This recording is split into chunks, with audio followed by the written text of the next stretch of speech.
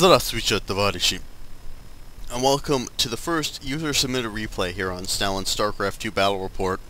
And this replay comes from, I believe it was a Cuda 0001 or something like that, or maybe it was Cuda 0000. Anyway, I'm just going to call him Cuda because that's what he's called in the game. He's going to be playing as the purple Zerg, or the blue Zerg. And across the map we have Rain playing as the red Zerg. So we're going to have a Zerg Civil War right now. And this map is on Metropolis, which is a big map. I thought this map was supposed to be like a 3 versus 3 map or something. I'm not really sure. I don't know. There's also statues around of Arcturus Minsk. Those of you who know, in the first game, Minsk was like the evil dictator of the Terrans or something like that. Like he overthrew the evil dictators and then became the evil dictator or something stupid like that. Anyway, so apparently this is like on some kind of a huge human-owned metropolis, I guess, as the name would suggest. Anyway, Cuda's gonna send out a drone to do a scout. See what's going down in Chinatown. I always say that, I don't know why.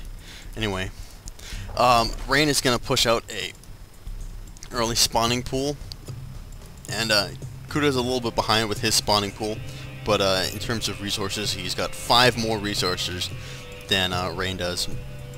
Rain has gone for the quick gas sort of expansion, and usually when you can see someone's going for this quick gas, you can assume that he's probably going to go like roaches or something, or maybe he's going to try and push out some air units early on in the game.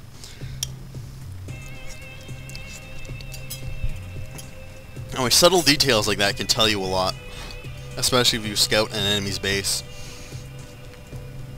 You can tell a lot about what he's doing, what he's planning, and apparently Rain doesn't notice Cuda's drone. Oh, there he goes. And he's being attacked by this this queen, and he's gonna escape with 2 HP because the queen moves ridiculously slowly off creep. Just totally can't pull her own weight. Anyway, over on Cuda's base, he's expanded early and matched Rain with early gas. Or at least match Rain with gas. And we can see that Rain is putting out a Roach Warden, going to go roaches. As you can tell, like I said, with if he's gonna put out a Vespene gas, you know, either extractor or refinery or assimilator, whatever it is you want to call it, you can know that he's probably gonna go for some higher tech units fairly quickly, like roaches or reapers or stalkers or whatever. So, you know, those can really tell you a lot about what might happen and what is gonna go down in this game. Also, Cuda's drone is still checking out what's going on in his base, still able to feed intel to him. As you can see, Cuda has expanded with his hatchery, getting out a couple Zerglings out into the field, couple drones, and finally he's going to start teching to lair much faster than our friend Rain, who is, like I said, just expanding, just got his first hatchery out there and pushing his first couple roaches out into the field. At this point, looking at the army tab, it would seem that army tab, it would seem that Cuda doesn't have a lot to handle this with. Like he's got 10 Zerglings versus 4 roaches, which is actually not bad, because Zerglings are a fairly decent counter to roaches. Just because roaches are, you know, generally slow and they attack slow, and the Zerglings can get the surround and tear them up if you got enough of them, that is. Also, Rain's just finished his first expansion. Also putting out an Overlord to see what's going down in Cuda's base. And I always think that that's kind of foolish. I mean, yeah, you can see what's going on, but then you lose an Overlord, And overlords are fairly valuable because they're your supply, and right now Rain's in negative supply because he lost that overlord. And he's in a rough way. Anyway, here comes Rain's roaches. He's now got 8 of them compared to Cuda's 12 Zerglings. And other than that, I mean, he's got 38 drones to fend off this attack and 2 queens. But I mean, these roaches are good early units. I mean, they see each other's forces, and you're gonna have to pull back, and these roaches proceed to tear up this Zergling force.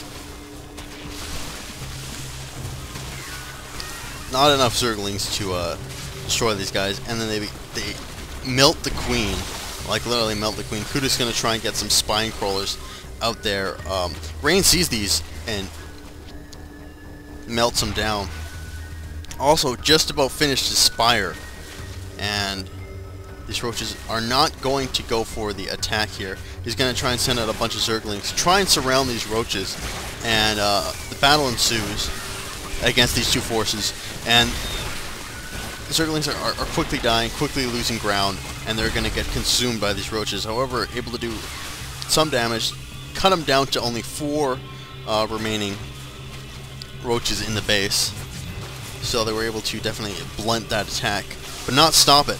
And these roaches continue to wreak havoc, starting to melt his drones, Cuda's getting more Zerglings out of the field, trying to finish them off, trying to get these roaches out of his base desperately. The spire is done, the spire is finished, and he finally gets 2 Mutalisks out. And Mutalisks are a good counter to roaches because roaches can't attack air, and in an act of desperation they're going to try and tear down that spire, going to try and destroy it, so Cuda can't produce any more Mutalisks. But there's not enough roaches, and these Mutalisks slowly but surely are able to kill these roaches before they can do any real damage. So while losing a lot of drones, we can look at our income tab, and we can see that Cuda has twice the amount of drones that Rain does at this point. Rain's going to push yet another force of roaches into his base, but at this point it's probably not going to do a whole lot, simply because he does have Mutalisks out in the field, and you can see, well, he's not producing more. He's only got 3 of them, but still, I mean, these roaches cannot attack these Mutalisks. And they're going to try and finish what they started and take down that spire. And it looks like this time they might actually succeed in their goal. They might actually be able to take it down. He melts it, another queen, and with 30 HP, the spire remains standing. And he still has 6 roaches in his base, now down to 5, now down to 4. But still, if he had taken out that spire, then he would have done you know, a significant amount of damage. He would have definitely delayed Cuda considerably and stopped his advancing tech towards air. And Rain can see that he is going to have a little bit of air trouble, so he's going to put down a Hydralisk Den, which are good counters to Mutalisks. Hydralisks are always good anti-air units, and he's going to start putting out some Spore Crawlers, which are these Zerg anti-air turrets. Get a couple down here and there.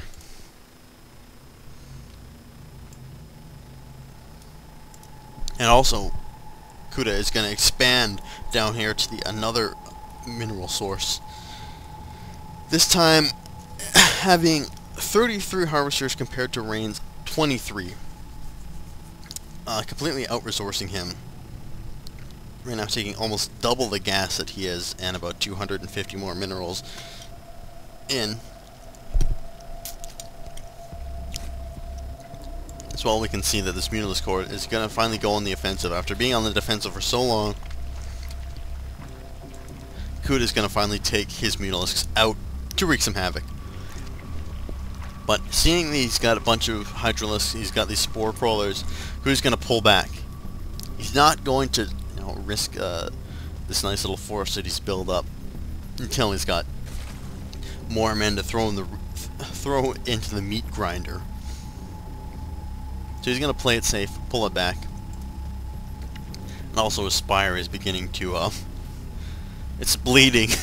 His spire is bleeding profusely, but Zerg as long as Zerg buildings are on creep, they heal themselves over time.